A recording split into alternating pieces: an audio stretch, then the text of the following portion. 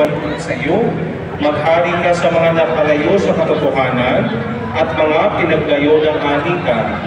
Maghari ka sa aming lahat at pag-isahin mo kami sa pananampalataya at katotohanan upang kami mag-iisang awan mo na may isang pasto.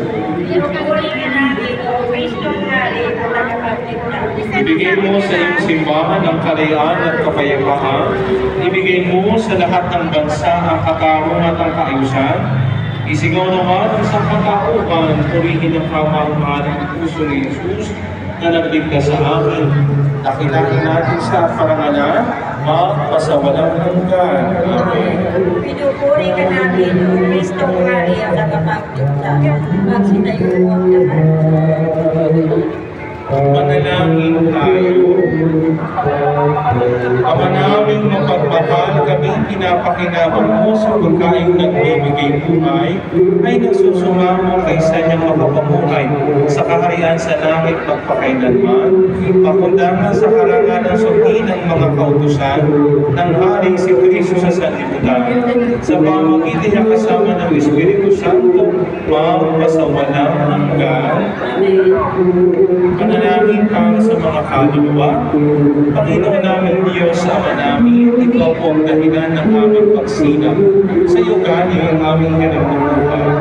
Noong pagbabaang kami ng nananangin at kami ng makakaawang kalundan mo, ang mga kaluluwa ng mga pumaro na sa mundo ito, sila naway magkamitis ng buhay sa iyong pinig.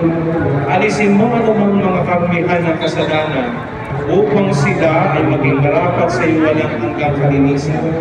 Iyaman mo sila mula sa purgatorio at bigyan ng buwang sa iyong kaharian.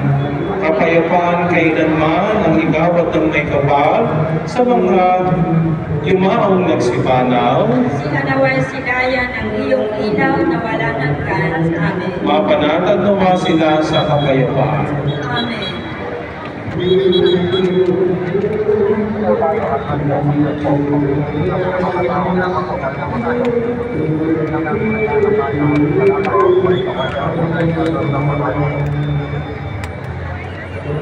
Sumainyo ang Panginoon. At sumayo.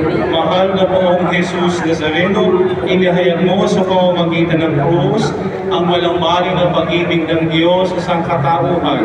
Pakinggan mo kahilingan, lalo na para sa mga nangangailangan ng iyong tulong at awa. Makatanawa namin ang kasagutan ng may utang na loob na tinatanaw. Basbasan din po ninyo itong mga imahin at dasalan upang lalo kaming manalangin at magtiwala. Sa pamamagitan ng bendisyon nito, naway lalo kaming maging mapaglingkod, masunurin at tapat sa iyo na aming malwalhating Panginoon, magpasawalang hanggan at pagpalain